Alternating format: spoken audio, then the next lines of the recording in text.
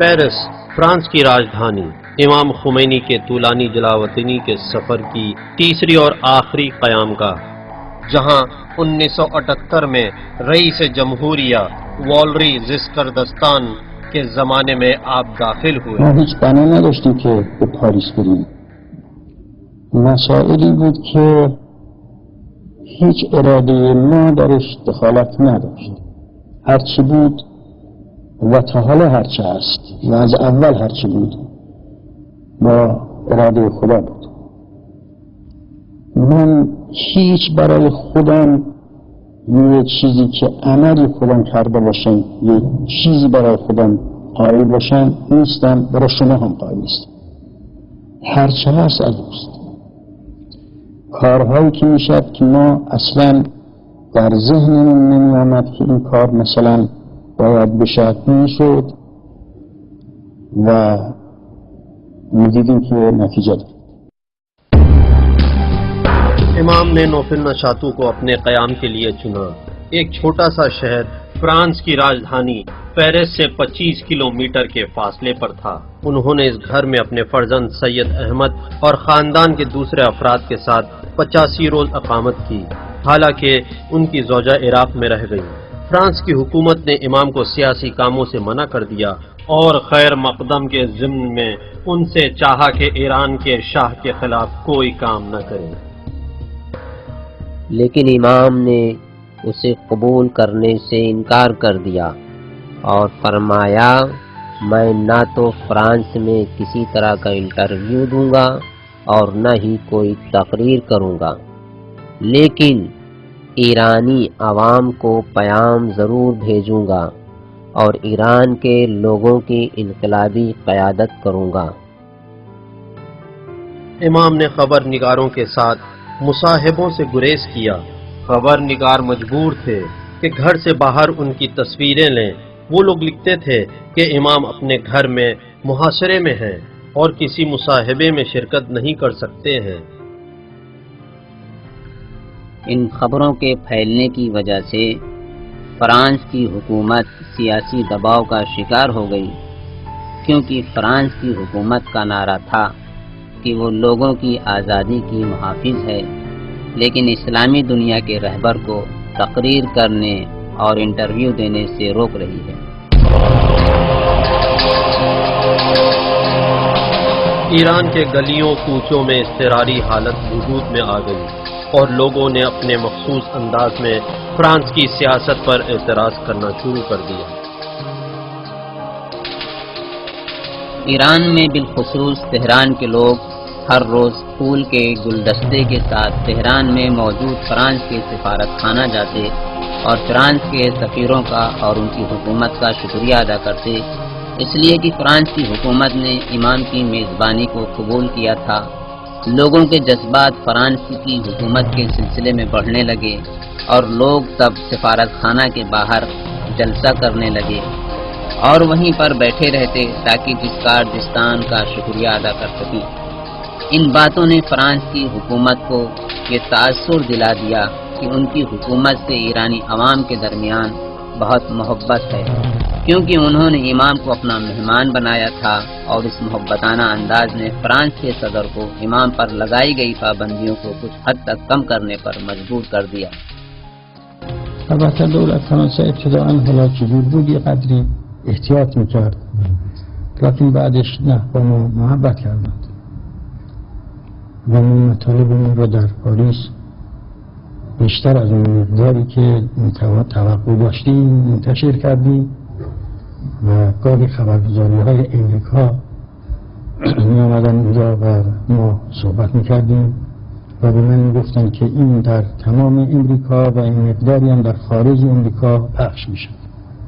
ما مسائل ایران را اون که واقعی در ایران و مسائلی که در ملت میگذشت اونجا گفتیم و گوش‌های مختلفی که از دوستان جوانان ایران در خارج بودن از همه اطراف از روز سهلان قصه‌های می‌آمدن.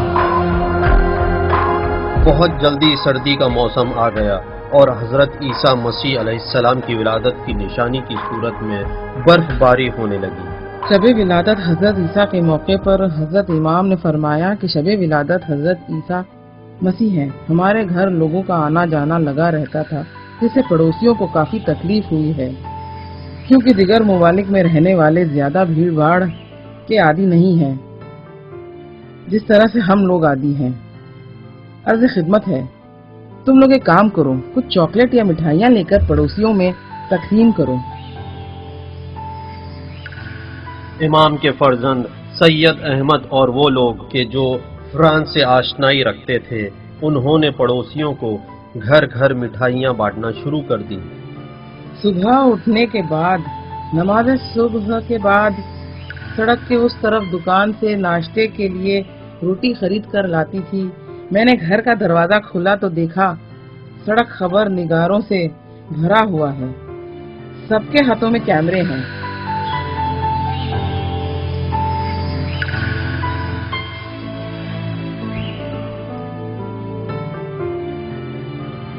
کیونکہ مٹھائیاں اور پھول بانٹنے کی خبر ہر جگہ پھیل گئی تھی، خبر نگار آ کر پوچھ رہے تھے کہ کیا امام حضرت مسیح کے یوم ولادت پر پھول اور مٹھائیاں بانٹتے ہیں؟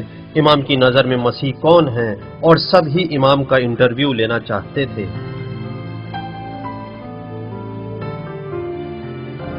شما چیکار کردید که تمام کشورهای دنیا از چپ و راست تمام ابرقدرت‌ها علیهتون موضع گرفتند؟ شما در بین کشورهای حاکم بر جهان یک دولت دوست به این ترتیب ندارید. چرا اینجوره؟ برای اینکه یک دولت بی‌ثمر نیست. ایران یک مملکتی است که دارای مخازن زیاد است و از اطراف اصحاب طمع به این رو آوردند. حالا که ما میگیم که میخوایم برای خودمون باشد این منافعمون، البته اونها مخالف با ما میشن. اونهایی که اظهار مخالفت کردند خب معلومه کیا هستند. یکی دولت آمریکا هست که نفت ما را میخواد مجانی ببرد، یکی دولت شوروی است که گاز را میخواد ببرد، یکی دولت انگلستان است که از حربه میخواد.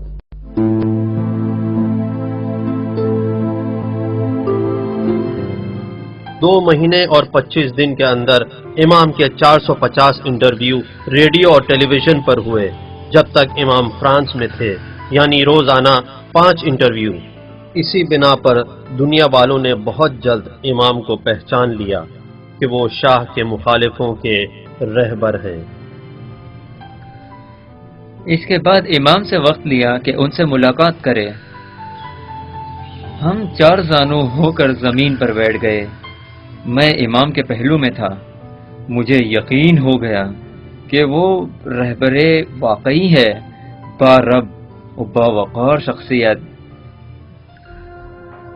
کہ جو دور اندیش بھی تھے، بڑے ہی سکون و اطمینان سے گفتگو کر رہے تھے اور کہنے والے کی باتیں سن رہے تھے۔ بہت ہی کم بولتے تھے۔ بہت سخت تھا کہ ان کی آنکھوں کو دیکھو۔ ان کی ہیبت اور باوقار شخصیت سے انسان خود ہی ان کا احترام کرنے پر مجبور ہوتا تھا۔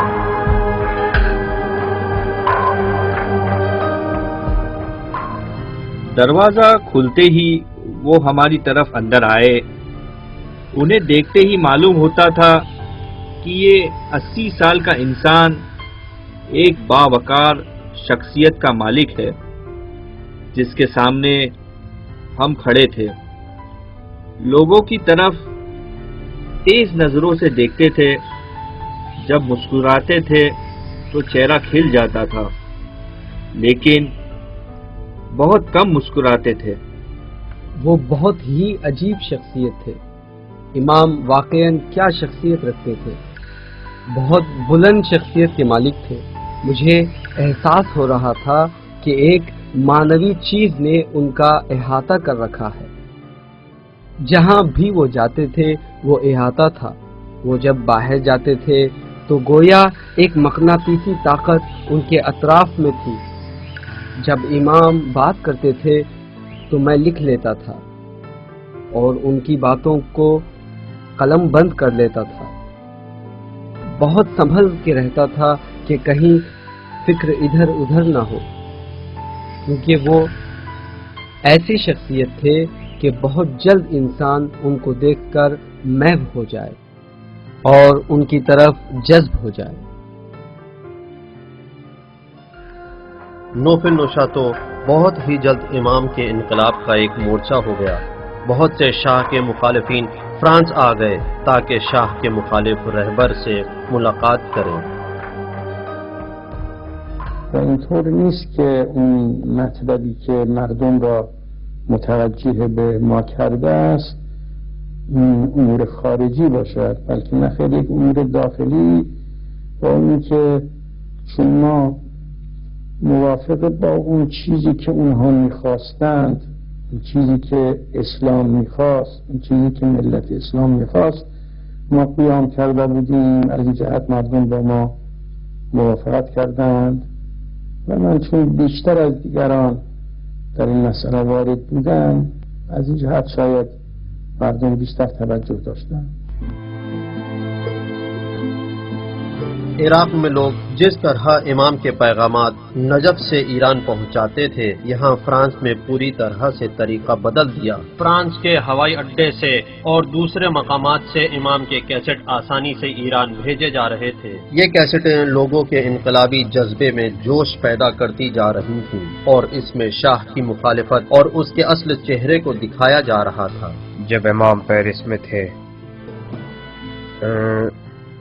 میرا لڑکا میرے لیے امام کے پیغامات کو بھیجتا تھا، میں ان کا ترجمہ کروا کے سنتا اور اس کے بعد سوریہ کے صدر جمہوریہ آقا حافظ اسد کو دیتا، اور اس کو اچھا لگتا تھا کہ ایک بار اس نے مجھ سے کہا خدا کا شکر ہے کہ ایک ایرانی انقلابی ہوا۔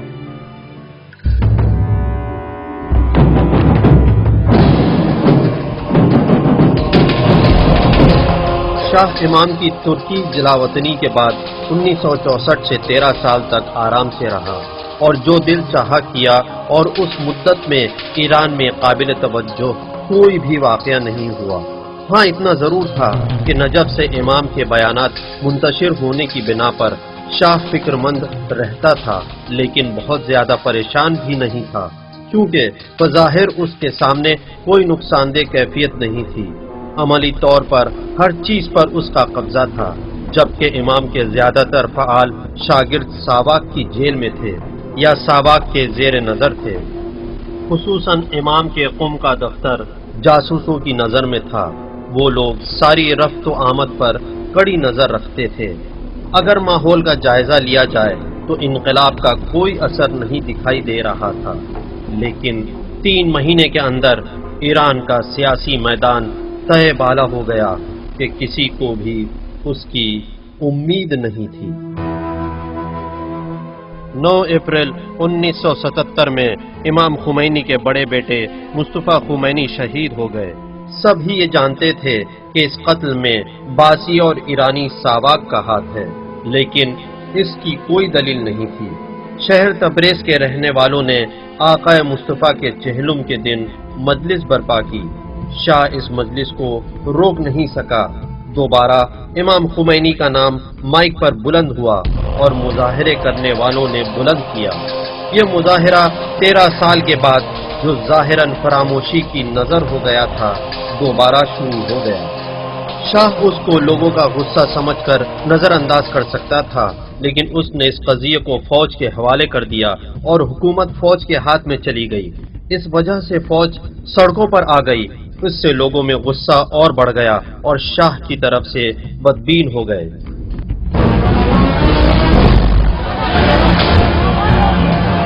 اس زمانے میں اطلاعات اخبار میں امام خمینی کے خلاف ایک مضمون شائع ہوا، اور وہ بھی مصطفیٰ خمینی کی شہادت کے 3 مہینے بعد۔ اس مضمون سے ایرانی معاشرہ بکھر گیا۔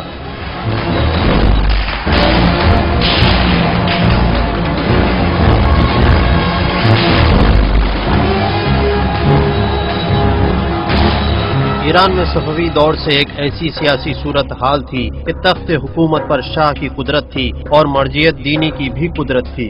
صفوی اور قاجار کے دور تک یہ توازن برقرار رہا۔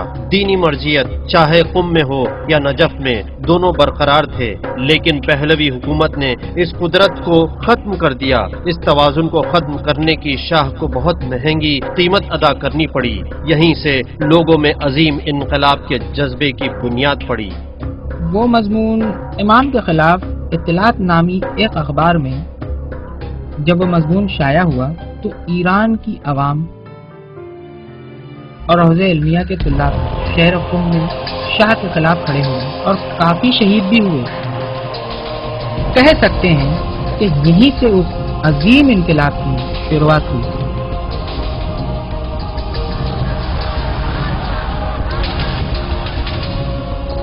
شہر تبریز میں قم کے شہداء کا چہلم بڑے شان سے منایا گیا اور کافی مظاہرات ہوئے اور لوگ شاہی نمائندوں سے برسر پیکار ہو گئے، جس میں کچھ لوگ شہید ہوئے۔ اس کے بعد یزد میں تبریز کے شہیدوں کا چہلم منایا گیا اور وہاں بھی کچھ لوگ شہید ہوئے۔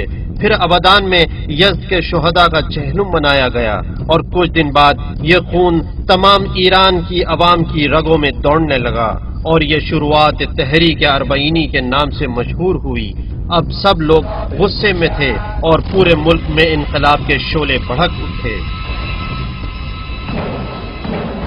اٹھ کھڑے ہو، ہوشیار رہو، تمہارا دشمن بہت طاقتور ہے اور ہتھیاروں سے لیس ہے، توپ اور مشین گنوں کے ساتھ میدان میں اترا ہے، لیکن آپ لوگ ان ہتھیاروں سے نہیں ڈرے، یہ کچھ نہیں ہے، کیونکہ حق آپ کے ساتھ ہے، خدا آپ کے ساتھ ہے، نہ ڈرے کیونکہ انشاءاللہ آپ ہی میدان کے فاتح ہیں۔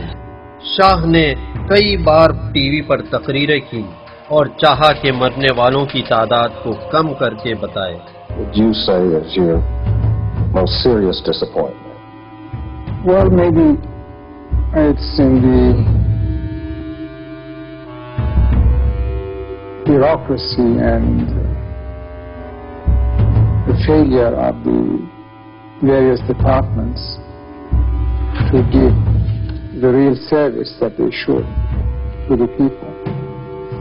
And other kind of human failures or even corruption. Do you regret that you didn't fire some people sooner whom you may have suspected of engaging in corruption? Well, surely, if we knew.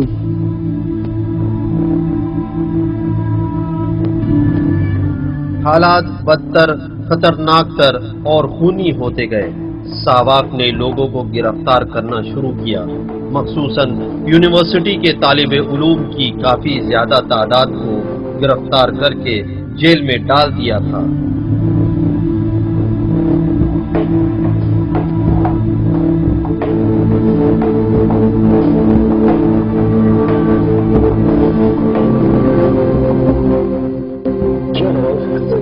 Students sitting in front of the White House and in other places in Washington are wearing masks as they make their charges of murder, torture, oppression here. They say they must wear those masks because if their faces are seen, your organization will jail, torture, persecute, or otherwise punish their relatives back here. Is that a fair charge? But this is again part of the communist propaganda efforts to denigrate Savak and other agencies attached to Iran, simply in order to estrange the students from the government of Iran, to alienate them from the government of Iran. As I said earlier, I would be very, very happy if I could know which of these students, after coming back to Iran, has received torture from my organization, or which of their relatives, in their absence, have been tortured by Savak. I'd be very happy to know that, because I don't think that there is any. اگر شریعت میں ممانعت نہ ہوتی تو میں ابھی اپنا ہاتھ کان سینہ دکھاتی جہاں سواکیوں نے سگریٹیں بجھائی تھیں، اسے آپ لوگ اندازہ لگاتے کہ ساوک والوں نے قید خانوں میں ہماری عورتوں پر بھی ظلم ڈھائے، صرف مردوں پر ہی ظلم نہیں ڈھائے۔ میں نے خود ایک جوان طالب علم کو دیکھا کہ جو یونیورسٹی کے آخری سال میں تھا، علم صنعت میں عرض کروں کہ شاید اس کی عمر 21 یا 22 سال ہو، اس کو بحرینہ کر کے ہاتھ کے بنے ایک تخت پر لٹکا دیا اور نیچے آگ لگا دی۔ وہ بیچارہ جل رہا تھا اور وہاں کھڑے ہوئے سبھی لوگ گوشت کی جلنے کی بو شدت سے محسوس کر رہے تھے، لیکن سواکیوں کو عادت تھی، اس لیے انہیں کچھ بھی احساس نہیں تھا۔ میں دیکھ کر بے ہوش ہو گئی، لیکن سواکی سب دیکھ رہے تھے کیونکہ عادی تھے۔ بہت ہی دردناک منظر تھا وہ۔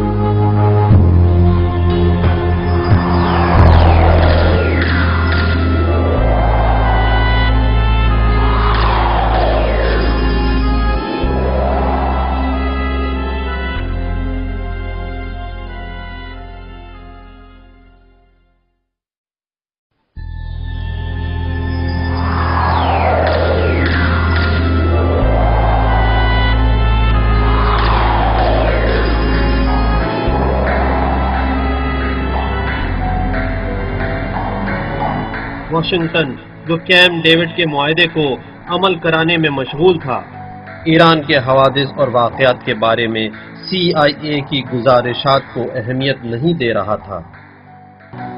Iran, because of the great leadership of the Shah, is an island of stability in one of the more troubled areas of the world.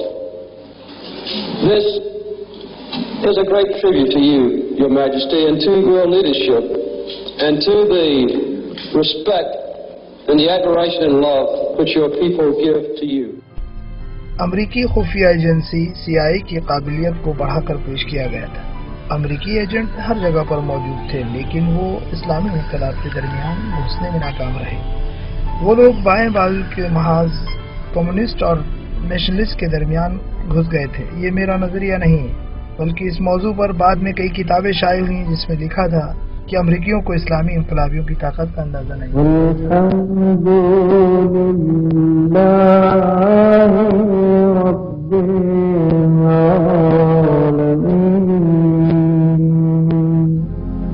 انیس سو 78 میں عید الفطر کے موقع پر امام خمینی کے ایک شاگرد ڈاکٹر مفتح نے نماز عید پڑھائی۔ اس کے بعد لاکھوں لوگوں نے مظاہرے کیے۔ بہت سے لوگ کفن پہن کر شاہ کے خلاف اپنی مخالفت دکھا رہے تھے۔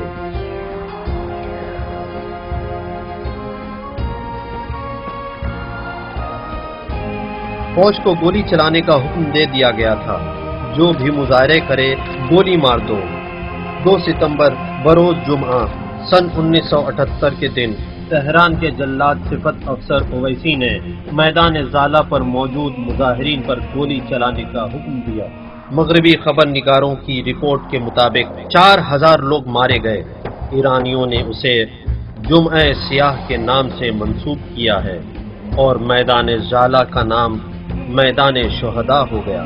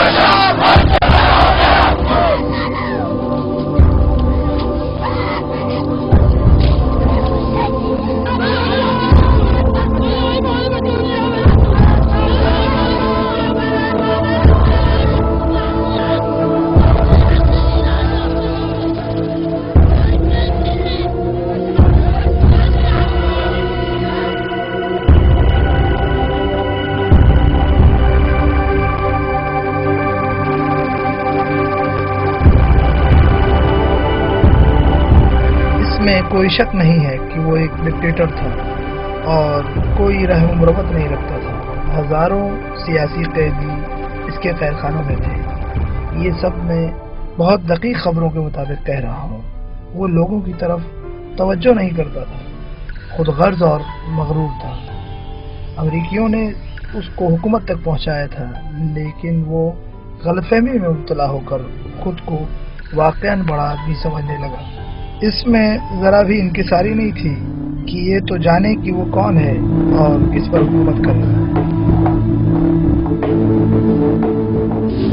شاهنشاه شاکر مفتخر است که از جانب خود و هیئت وزیران و کلیه کارکنان دولت عید سعید فطر را به پیشگاه مبارک تبریک و تهنیت عرض کند.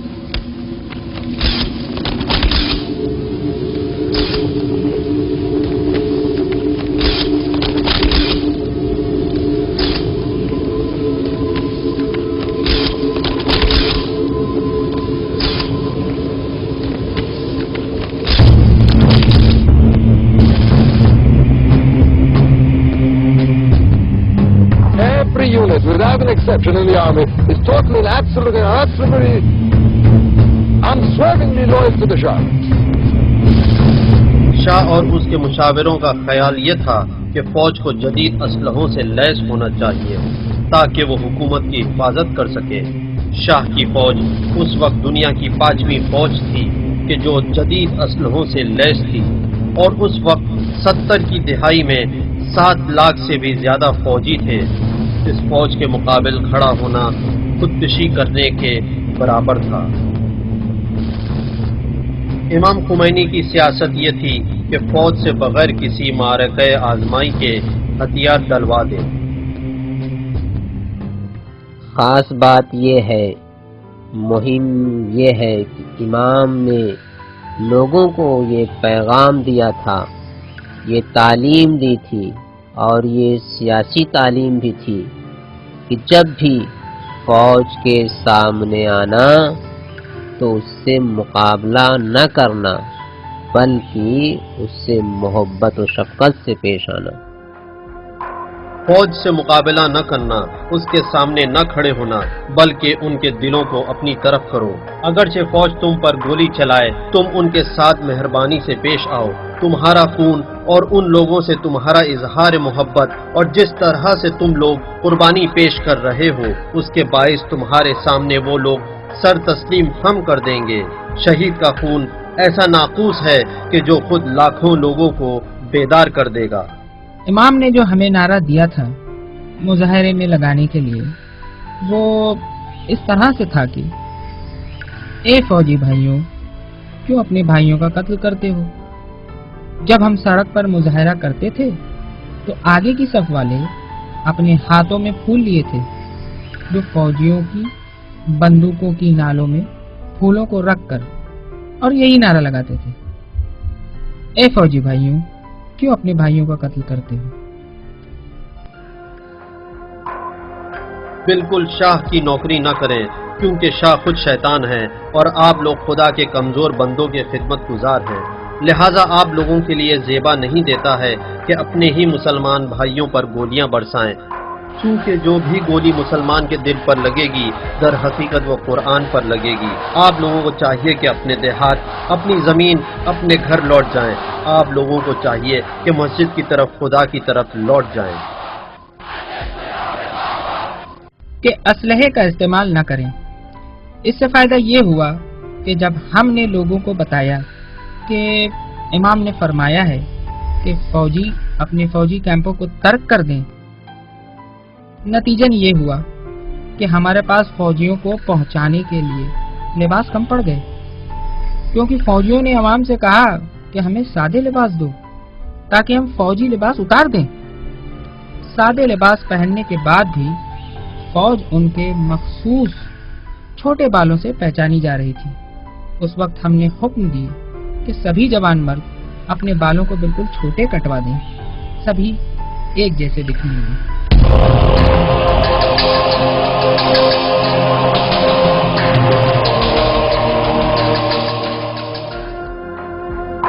گروہ گروہ کر کے، ایک ایک کر کے فوج کی نوکری کو ترک کر دو، اپنے اسلحوں کو بھی اپنے ساتھ لے جاؤ، کیونکہ یہ اسلحہ خدا کے خدمت گزاروں کا اسلحہ ہے۔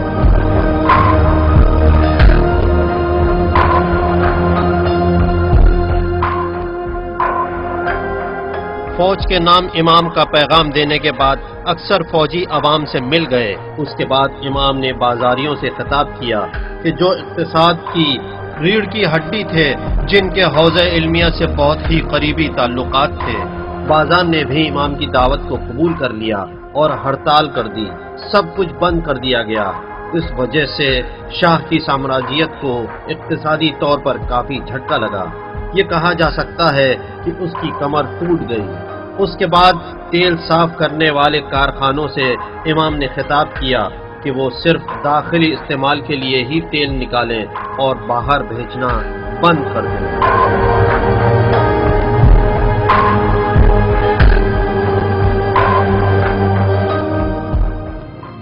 بازرگان کا قول بیان کر رہا ہوں۔ مرحوم بازرگان ان افراد میں سے تھے کہ جنہوں نے امام کو پیغام دیا، اور انہوں نے امام سے فرانس میں بات کی اور کہا کہ اب لوگ تھک گئے ہیں، آپ انہیں اجازت دے دیجئے کہ وہ اپنے کام پر لوٹ آئیں۔ امام نے مرحوم بازرگان سے فرمایا کہ عوام نہیں تھکی ہے، ہم اور آپ بوڑھے ہو چکے ہیں، اور شاید اس لیے ہم دونوں تھک گئے ہیں۔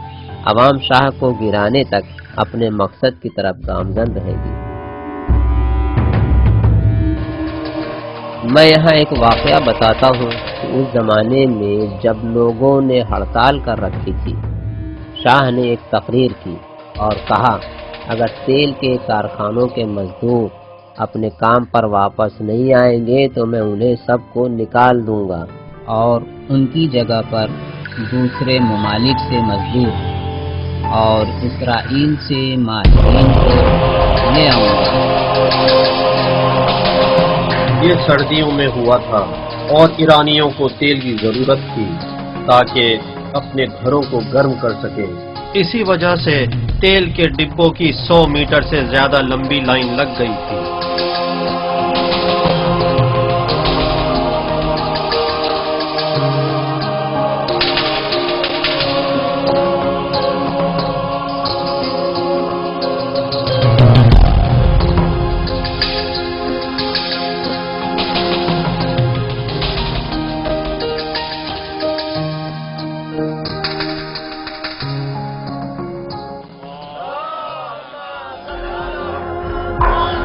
اسی زمانے میں امام خمینی نے فتویٰ دیا کہ کوئی بھی اجنبی، امریکی ہو یا اسرائیلی، اگر تیل کے کارخانوں میں کام کرنے کے لیے ملک میں قدم رکھے تو اس کا خون حلال ہے اور اس کو قتل کر دیا جائے۔ اور ساتھ ہی امام نے فرمایا کہ رقوم شریعہ کے پیسوں سے ہڑتال کرنے والوں کو تنخواہیں دی جائیں۔ امام کے شاگردوں نے فوراً ہی تیل کے کارخانوں اور مزدوروں اور انجینئروں میں تنخواہیں بانٹنا شروع کر دی، اور دوسری طرف طالب علموں نے مغربی لوگوں کے مرکزوں، ہوٹلوں اور بینکوں پر حملہ کرنا شروع کر دیا۔ تہران جل رہا تھا اور شاہ کی کوئی بات نہیں چل پا رہی تھی۔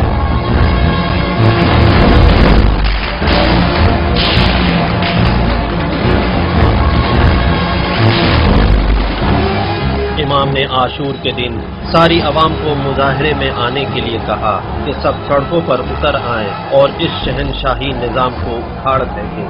یہ آخری تیر تھا کہ جو محمد رضا پہلوی کی حکومت پر مارا گیا تھا۔ راجع به عاشور و ایام محرم من دستور دادم به ایران و دنبال اون دستور اعمالی خواهند کرد و من امیدوارم که دولت تکلیف خودش را بفهمد و بفهمد که نباید با مردم خشونت کرد و بفهمد که قاصب است و شاه بفهمد مسائل را و عاشورا را بگذارند که به هر طوری که مردم میخواهند عمل کنند و اگر جلوگیری بکنند مطلب بدتر خواهد شد و به ضرر همه آنها خواهد تمام شد و ممکن است که خونریزی‌های زیادی بشد۔ فوجی حکومت کے حاکم نے اعلان کیا کہ آج صبح سے کل غروب تک کے لیے کرفیو نافذ کیا گیا ہے اور کسی کو بھی عزاداری کی اجازت نہیں ہے، مسجد میں بھی نہیں۔ امام نے حکم دیا کہ لوگ گھروں کی چھت پر جائیں اور اللہ اکبر کی آوازیں بلند کریں۔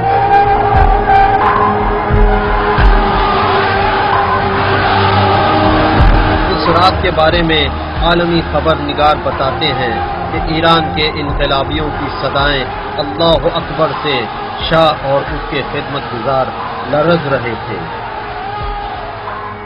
دلچسپ بات یہ ہے کہ ایران میں امریکہ کا آخری سفیر لکھتا ہے کہ شاہ نے یہ طے کیا تھا کہ عصر عاشورہ میدان آزادی پر کہ جہاں پوری قوم اور ساری بڑی شخصیتیں، علماء اور سیاسی افراد موجود ہوں گے، ہیلی کاپٹر کے ذریعے تمام لوگوں پر سخت حملہ اور لاکھوں لوگوں کو قتل کر کے انقلاب کو ختم کر دیا جائے گا۔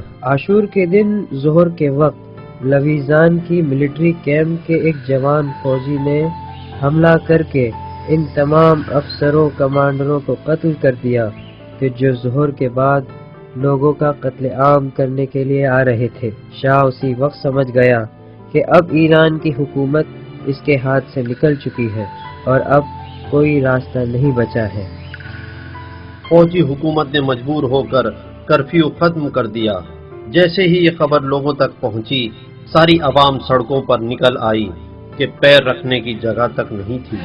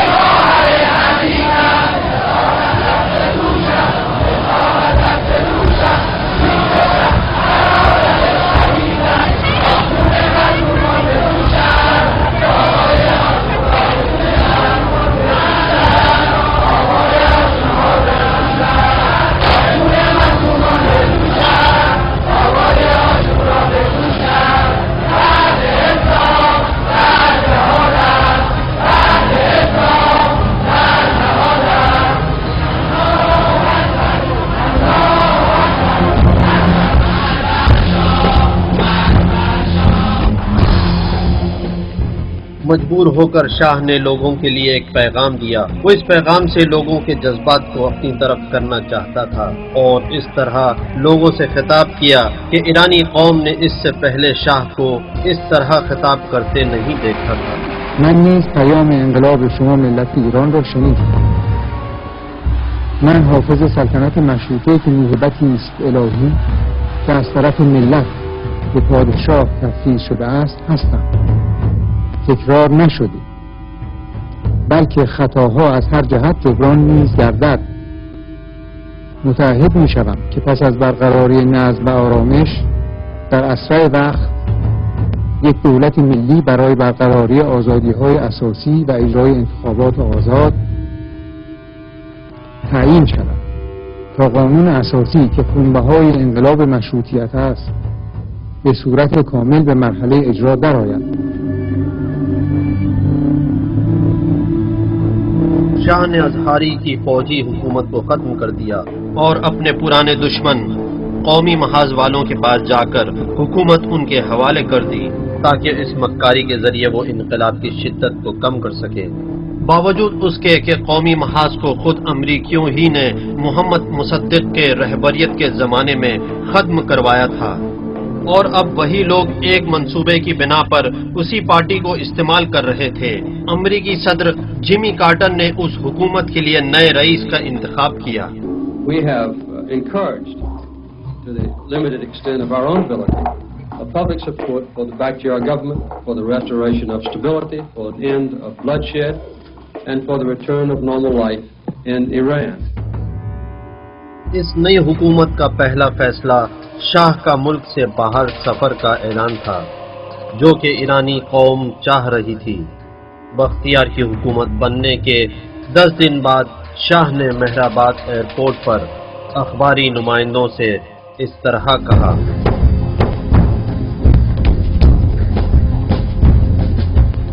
یه مدتی است که احساس خستگی میکنم و احتیاج به استراحت. ضمناً هم گفته بودم تا خیالم راحت بشه و دولت مستقر بشه بعد مسافرت خواهم کرد. من چه مدت مسافرت کنم؟ بستگی به حالت مزاجی من خواهد داشت. البته از الان که نمیتوانم بگم. خصوصی که عرضش کردم چند سنه فکر میکنم از اینجا به آسوان برای استراحت برویم و اولین نقطه اقامت ما در آسوان کنیم. حرفی غیر از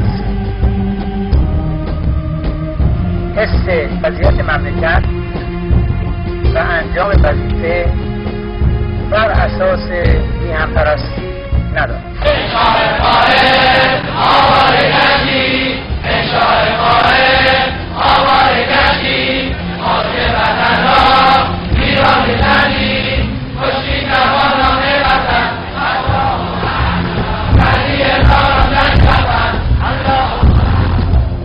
دس فروری 1979 کو ایران کے آخری پہلوی بادشاہ محمد رضا شاہ نے ملک سے فرار اختیار کیا، اس امید کے ساتھ کہ جلد ہی واپس لوٹ کر آئے گا اور بختیار انقلاب کے شعلوں کو خاموش کر دے گا، لیکن وہ نہیں لوٹا اور ایران کو پھر کبھی نہیں دیکھا، اور اس کے بھاگنے سے ایران کی 2500 سالہ کی طولانی شہنشاہیت کا خاتمہ ہو گیا۔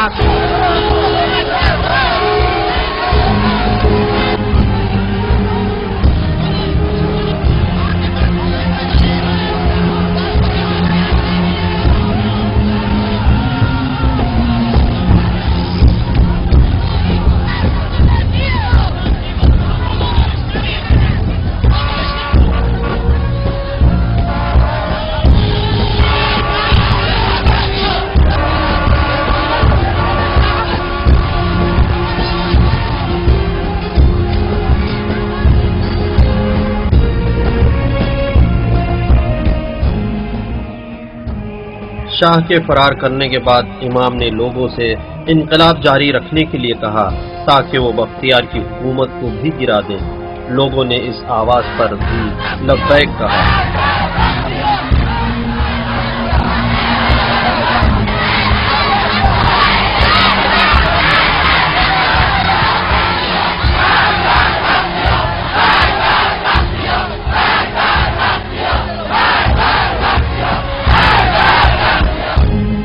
Today gave its final approval to the government of Shapur Bakhtiar, a man who will spend the next few days looking over his shoulder.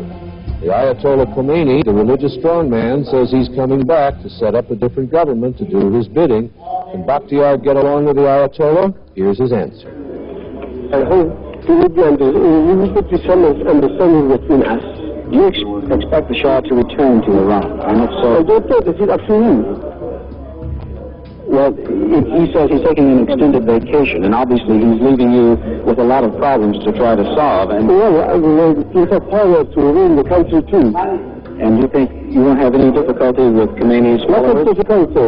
It's not difficulty, but I must try and resolve all the problems. Thank you very much, sir. شاہ کے ایران سے فرار اور بختیار کی حکومت بننے کے کچھ دن بعد امام نے یہ ارادہ کیا کہ ایران واپس جائیں، لیکن بختیار نے ایئرپورٹ کو بند کر دیا اور شاہ کی وفادار فوج نے ایئرپورٹ کو گھیر لیا. این مملکت جمهوری باشه، اسلامی، دموکراتیک، غیر سلطنتی باشه، مستبد باشه، فاشیست باشه، این مسائل بنیادی است. هیچ کس نمیتواند اینا رو قبول کنه. از این جهت آیت الله خمینی هر وقت تشریف بیارن مقدمشون مبارک است.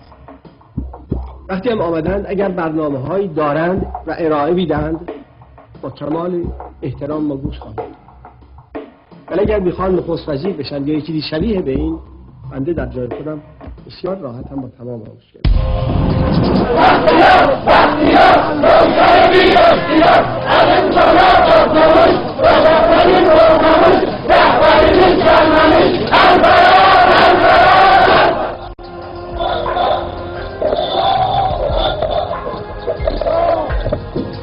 من بنا داشتم که فتوا را در پیش ایرانی ها و همدیسلانی ها مبارزات ادامه دهم و هر رنجی که اونها میبرند من هم با اونها باشم، لیکن دولت خائن از این امر مانع شد و همه فرودگاه‌های ایران را بست و من پس از باز شدن فرودگاه‌ها بلافاصله خواهم رفت و خواهم به او فهماند که شماها فاسد هستید و خائن به ملت ما تحمل شما نوکرهای خارجی را نخواهد داد و در اول فرصت پیش مردم ایران خواهم رفت تا با اونها یا کشته بشم یا حقوق ملت را بگیرم و به ملت برگردانم و بعدا همه شما را توفیق بدهد.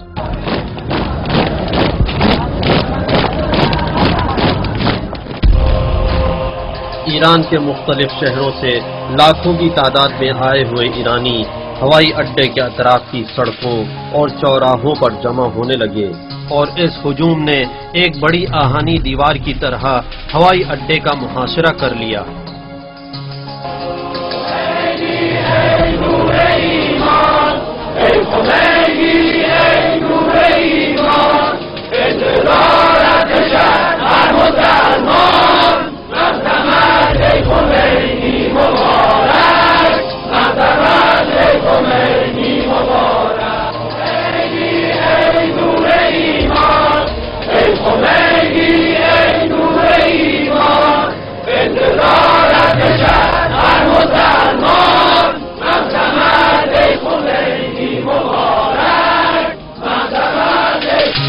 امام خمینی نے دوبارہ کوشش کی اور ہوائی اڈے جا کر ایک ہوائی جہاز کرائے پر لیا. فرانس نے پرواز کی اجازت دے دی، البتہ جب یورپ میں مقیم ایک ایرانی نے ہوائی جہاز کے انشورنس کی رقم بھر دی. ہوائی جہاز نے ہوائی اڈے سے اڑان بھری. اس ہوائی جہاز پر امام اور ان کے فرزند احمد آقا کے علاوہ امام کے ساتھ رہنے والے لوگ اور ان کے پیرس کے دفتر کے افراد بھی ساتھ تھے. ان کے ساتھ ساتھ بے شمار عربی اور مغربی نامہ نگار بھی تھے. روح اللہ ہوائی جہاز کے اوپری حصے کی کرسی پر تشریف فرما تھے اور نماز پڑھنے کے بعد سو گئے. ہم بھی اسی ہوائی جہاز میں ایک حصے میں بیٹھے ہوئے تھے اور بہت اصرار کے بعد ہمیں اجازت ملی کہ ہم امام کے پاس جا کے بیٹھے. ایک مخصوص وقت پہ امام کے پاس بلایا ہمیں اور امام نے ہم سے باتیں کی. ہمیں بتایا گیا تھا کہ امام نماز پڑھ کے کچھ دیر سو چکے تھے، اس لیے وہ آرام سے تھے اور جانتے تھے کہ تہران میں کیا چیز ان کے انتظار میں تھی.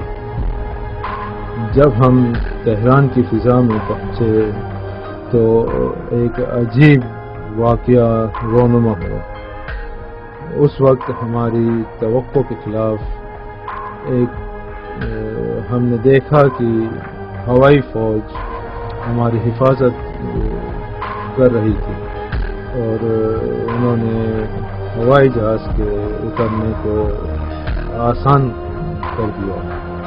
یہ ایک ایسا واقعہ تھا کہ ہم سب متاثر ہو گئے کہ ساری چیزیں بڑی آسانی سے حل ہو گئی.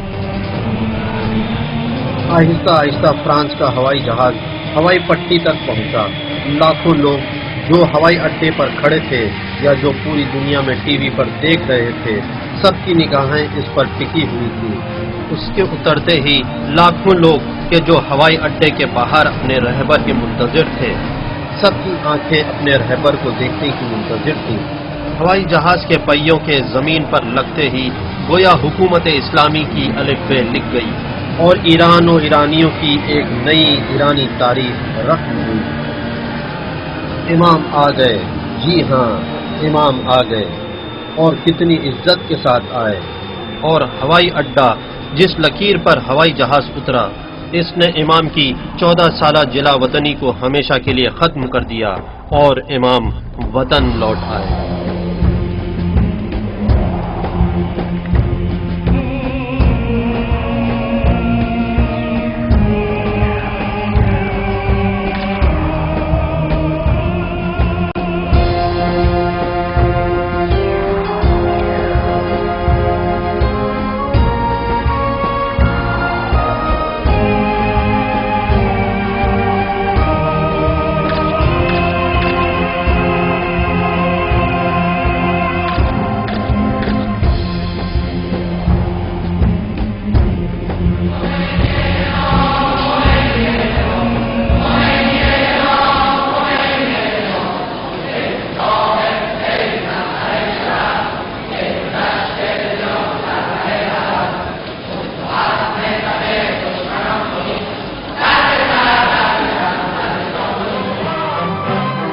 تہران ہوائی اڈے سے ایک بڑی سی گاڑی نکلی جس کے ڈرائیور محسن رفیق دوست تھے.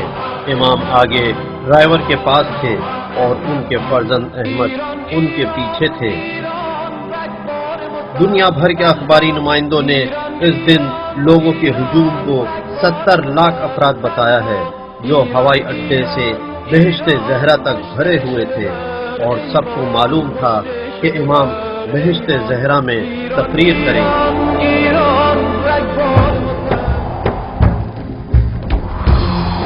ہوائی اڈے سے بہشت زہرا تک کئی بار گاڑی کا کنٹرول بھیڑ کی وجہ سے میرے ہاتھ سے نکل گیا تھا. 3 بار اتنی بھاری گاڑی کو لوگوں نے اٹھا لیا. مجھے تو ڈر لگ رہا تھا خدا نہ خواستہ کہیں گاڑی الٹ نہ جائے اور امام کو کہیں چوٹ نہ لگ جائے، یا کہیں کسی کا پیر گاڑی میں نہ آ جائے. یہاں تک کہ ایک شخص گاڑی کے نیچے آ ہی گیا.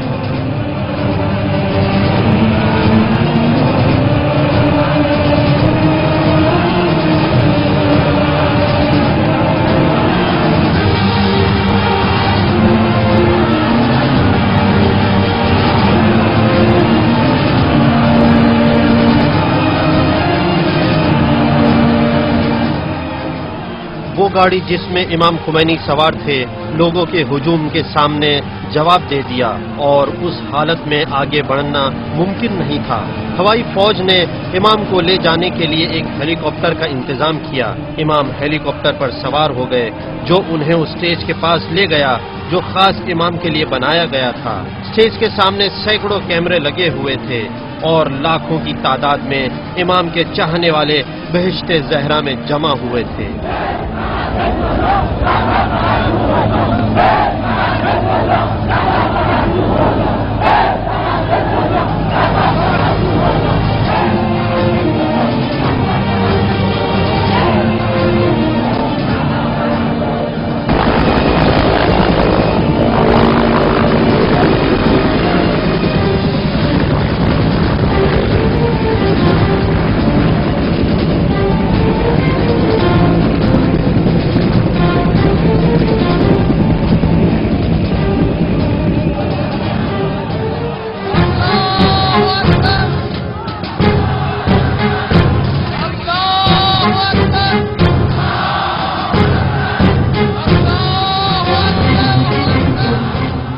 امام کی بہشت زہرا میں تقریر ایک کھلا ہوا اشارہ تھی کہ حکومت مذہبی لوگوں کی ہو، حکومت کی باغ دوڑ ان کے ہاتھوں میں ہو، اور اسی طرح اس 1000 سالہ نظریہ کے مقابلے میں انقلاب تھا کہ جس میں بہت سے فقہا دین کو سیاست سے الگ سمجھتے تھے اور کمزور دلیلوں کی بنا پر سیاست میں مداخلت نہیں کرتے تھے۔ امام اس لیے ایران نہیں آئے کہ شاہ کے ساتھ حکومت بانٹ لیں اور ہر کوئی اپنا اپنا حصہ لے لے۔ امام لوٹے تاکہ شاہ کو نکال دیں اور اپنی تقریر میں اعلان کیا کہ حکومت فقیہ جامع الشرائط کا حق ہے۔ من دولت تعیین میکنم، من تو دهن این دولت میزنم، من دولت تعیین میکنم، من به پشتیبانی این ملت دولت تعیین میکنم، من به واسطه اینکه ملت مرا قبول دارد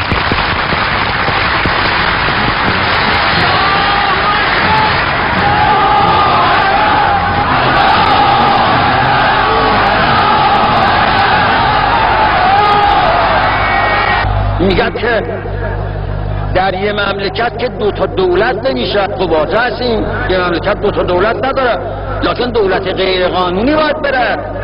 تو غیر قانونی هستی. دولتی که ما میگیم دولتی است که متکی به آراء ملت است، متکی به حکم خداست. تو باید یا خدا را انکار کنی یا ملت را.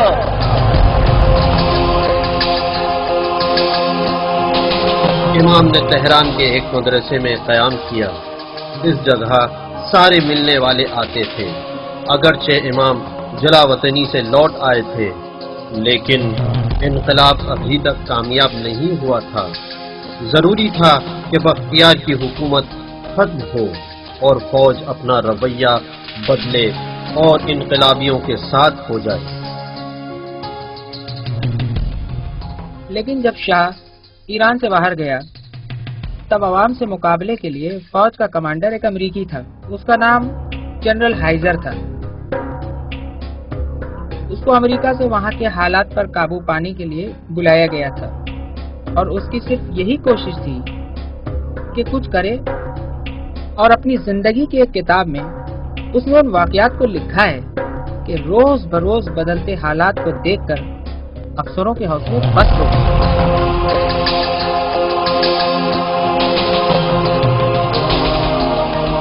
جنرل ہائزر نے شروع میں فوج کو ورگلانا شروع کیا تاکہ وہ ظلم کرے اور فوجی کارروائی کریں۔ اس نے ہوائی فوج کی چھاونی کے محاصرے کا حکم دیا کہ جس نے امام کی رہبری کو قبول کر لیا تھا۔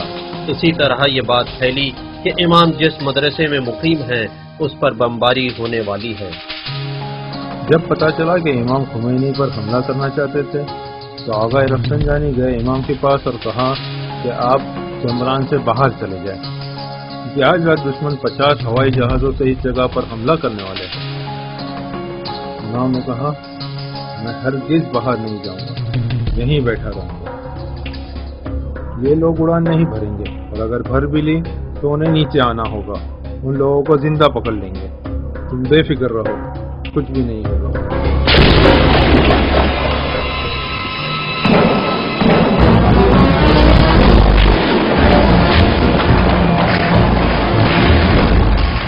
معرکہ شروع ہو گیا اور تہران کی سڑکوں پر جھڑپیں ہونے لگیں، اور کافی مقابلے کے بعد لوگوں نے ہوائی فوج کا محاصرہ توڑ لیا۔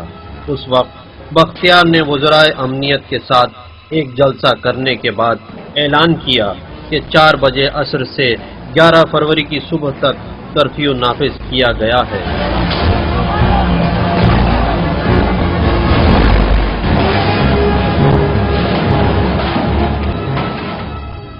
و بعد ما فهمیدیم که توطئه بوده است. حکومت نظامی برای این بود است که بعدش مستقر بشن در خیابان ها نظامی ها و آقای که دارند و شب کودتا کنند و همه ماها رو شماها را از بین ببرند. این خدا کرد. هیچ ما در ذهنمون یه مسئله نبود. ما بحث تمام عادت که نباید حکومت نظامی اینقدر باشه رو کنیم.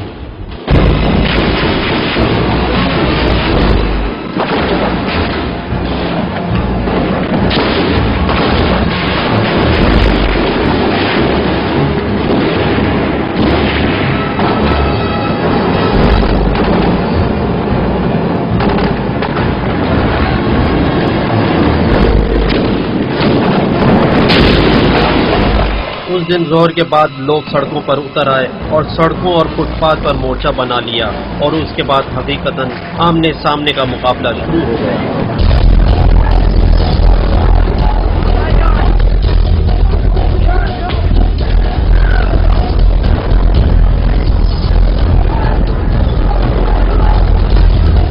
ایرانی اس دن سوئے نہیں اور 12 فروری 1979 بہمن 22 کی صبح تک فوج سے مقابلہ کیا۔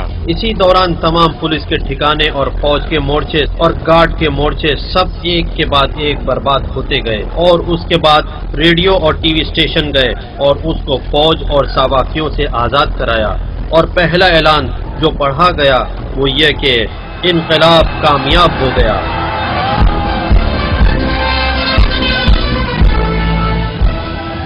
ما انتظار از همه بشر داریم که در این مسئله که مربوط به بشر است، مربوط به حقوق بشر است، ما همراهی کنیم.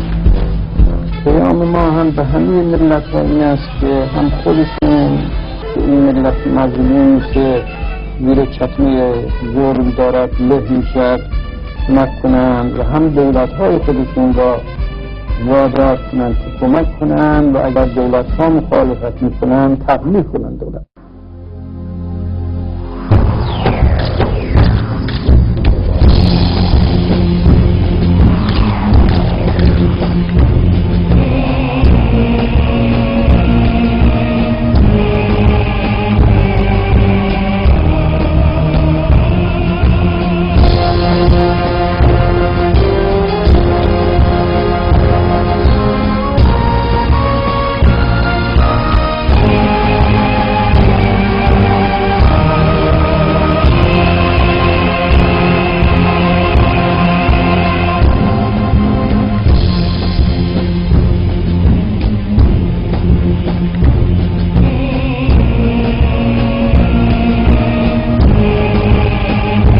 چیزی برای خودم قائل باشم نیستم، برای شما هم قائل نیستم. هر چه هست از اوست. کارهایی که میشد که ما اصلا در ذهنمون نمی آمد که این کار مثلا باید بشد میشد و میدیدیم که نتیجه داد. امام نے نوفل نشاتو کو اپنے قیام کے لیے چنا۔ ایک چھوٹا سا شہر فرانس کی راجدھانی پیرس سے 25 کلومیٹر کے فاصلے پر تھا۔ انہوں نے اس گھر میں اپنے فرزند سید احمد اور خاندان کے دوسرے افراد کے ساتھ 85 روز اقامت کی، حالانکہ ان کی زوجہ عراق میں رہ گئی۔ فرانس کی حکومت نے امام کو سیاسی کاموں سے منع کر دیا اور خیر مقدم کے ضمن میں ان سے چاہا کہ ایران کے شاہ کے خلاف کوئی کام نہ کریں، لیکن امام نے اسے قبول کرنے سے انکار کر دیا اور فرمایا میں نہ تو فرانس میں کسی طرح کا انٹرویو دوں گا اور نہ ہی کوئی تقریر کروں گا، لیکن ایرانی عوام کو پیام ضرور بھیجوں گا اور ایران کے لوگوں کی انقلابی قیادت کروں گا۔ امام نے خبر نگاروں کے ساتھ مصاحبوں سے گریز کیا۔ خبر نگار مجبور تھے کہ گھر سے باہر ان کی تصویریں لیں۔ وہ لوگ لکھتے تھے کہ امام اپنے گھر میں محاصرے میں ہیں اور کسی مصاحبے میں شرکت نہیں کر سکتے ہیں۔ ان خبروں کے پھیلنے کی وجہ سے فرانس کی حکومت سیاسی دباؤ کا شکار ہو گئی، کیونکہ فرانس کی حکومت کا نعرہ تھا کہ وہ لوگوں کی آزادی کی محافظ ہے، لیکن اسلامی دنیا کے رہبر کو تقریر کرنے اور انٹرویو دینے سے روک رہی ہے۔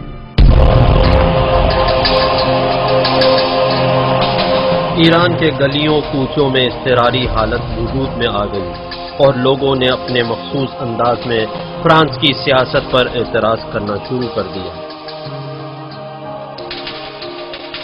ایران میں بالخصوص تہران کے لوگ ہر روز پھول کے گلدستے کے ساتھ تہران میں موجود فرانس کے سفارت خانہ جاتے اور فرانس کے سفیروں کا اور ان کی حکومت کا شکریہ ادا کرتے، اس لیے کہ فرانس کی حکومت نے امام کی میزبانی کو قبول کیا تھا۔ لوگوں کے جذبات فرانس کی حکومت کے سلسلے میں بڑھنے لگے اور لوگ تب سفارت خانہ کے باہر جلسہ کرنے لگے اور وہیں پر بیٹھے رہتے تاکہ جس کارجستان کا شکریہ ادا کر سکیں۔ ان باتوں نے فرانس کی حکومت کو یہ تاثر دلا دیا کہ ان کی حکومت سے ایرانی عوام کے درمیان بہت محبت ہے، کیونکہ انہوں نے امام کو اپنا مہمان بنایا تھا، اور اس محبتانہ انداز نے فرانس کے صدر کو امام پر لگائی گئی پابندیوں کو کچھ حد تک کم کرنے پر مجبور کر دیا۔ البته دولت فرانسه ابتداعا حالا چجور بود یه قدری احتیاط میکرد، لیکن بعدش نهبان و محبت کردند و ما مطالبمون رو در پاریس بیشتر از اون مقداری که توقع داشتیم منتشر کردیم و گاهی خبرگزاری های امریکا می آمدن اینجا و ما صحبت میکردیم و به من میگفتن که این در تمام امریکا و این مقداری هم در خارج امریکا پخش میشه. ما مسائل ایران را این که واقعی در ایران و مسائلی که در ملت میگذشت اینجا گفتیم و روش‌های مختلفی که از دوستان جوانان ایران در خارج بودند از همه اطراف از این سرمان دسته های می آمدند. بہت جلدی سردی کا موسم آ گیا اور حضرت عیسیٰ مسیح علیہ السلام کی ولادت کی نشانی کی صورت میں برف باری ہونے لگی۔ شب ولادت حضرت عیسیٰ کے موقع پر حضرت امام نے فرمایا کہ شب ولادت حضرت عیسیٰ مسیح ہیں۔ ہمارے گھر لوگوں کا آنا جانا لگا رہتا تھا، جس سے پڑوسیوں کو کافی تکلیف ہوئی ہے، کیونکہ دیگر ممالک میں رہنے والے زیادہ بھیڑ بھاڑ کے عادی نہیں ہیں جس طرح سے ہم لوگ عادی ہیں۔ عرض خدمت ہے، تم لوگ ایک کام کرو، کچھ چاکلیٹ یا مٹھائیاں لے کر پڑوسیوں میں تقسیم کرو۔ امام کے فرزند سید احمد اور وہ لوگ کہ جو فرانس سے آشنائی رکھتے تھے انہوں نے پڑوسیوں کو گھر گھر مٹھائیاں بانٹنا شروع کر دی۔ صبح اٹھنے کے بعد، نماز صبح کے بعد سڑک کے اس طرف دکان سے ناشتے کے لیے روٹی خرید کر لاتی تھی۔ میں نے گھر کا دروازہ کھلا تو دیکھا سڑک خبر نگاروں سے بھرا ہوا ہے، سب کے ہاتھوں میں کیمرے ہیں۔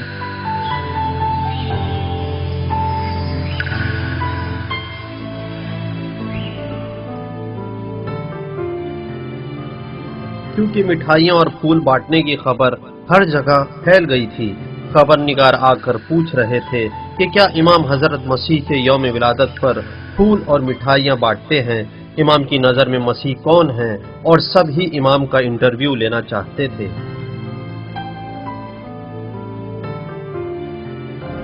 شما چیکار کردید که تمام کشورهای دنیا از چپ و راست تمام ابرقدرت‌ها علیهتون موضع گرفتند؟ شما در بین کشورهای حاکم بر جهان یک دولت دوست به این ترتیب ندارید. چرا اینجوره؟ برای اینکه یک دولت بی‌ثمر نیست. ایران یک مملکتی است که دارای مخازن زیاد است و از اطراف اصحاب طمع به این رو آوردند. حالا که ما میگیم که میخوایم برای خودمون باشد این منافعمون، البته اونها مخالف با ما میشن. اونهایی که اظهار مخالفت کردن خب معلومه کیا هستن. یکی دولت آمریکا هست که نفت ما را میخواد مجانی ببرد، یکی دولت شوروی است که گاز را میخواد ببرد، یکی دولت انگلستان است که از هر دو میخواد.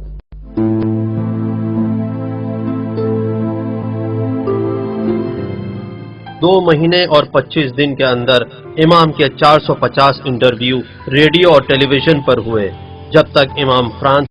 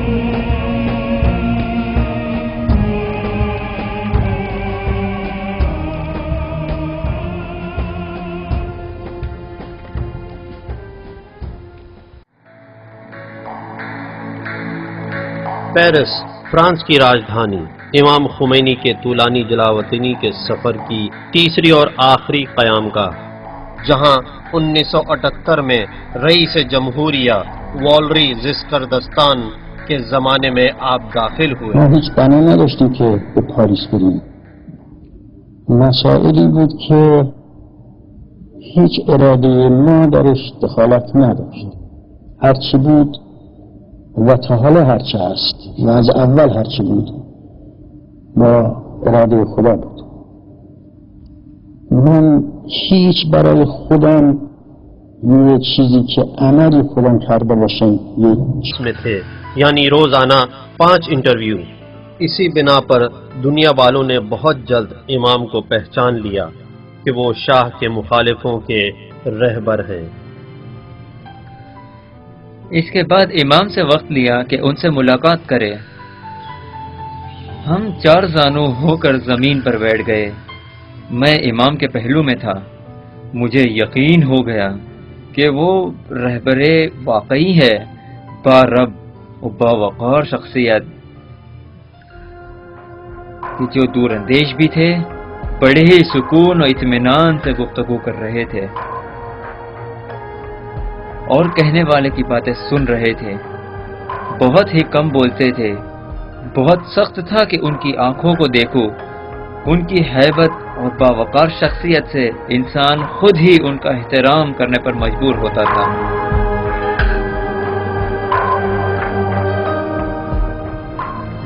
دروازہ کھلتے ہی وہ ہماری طرف اندر آئے. انہیں دیکھتے ہی معلوم ہوتا تھا کہ یہ 80 سال کا انسان ایک باوقار شخصیت کا مالک ہے جس کے سامنے ہم کھڑے تھے. لوگوں کی طرف تیز نظروں سے دیکھتے تھے. جب مسکراتے تھے تو چہرہ کھل جاتا تھا، لیکن بہت کم مسکراتے تھے. وہ بہت ہی عجیب شخصیت تھے. امام واقعاً کیا شخصیت رکھتے تھے. بہت بلند شخصیت کے مالک تھے. مجھے احساس ہو رہا تھا کہ ایک معنوی چیز نے ان کا احاطہ کر رکھا ہے.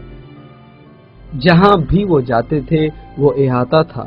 وہ جب باہر جاتے تھے تو گویا ایک مقناطیسی طاقت ان کے اطراف میں تھی.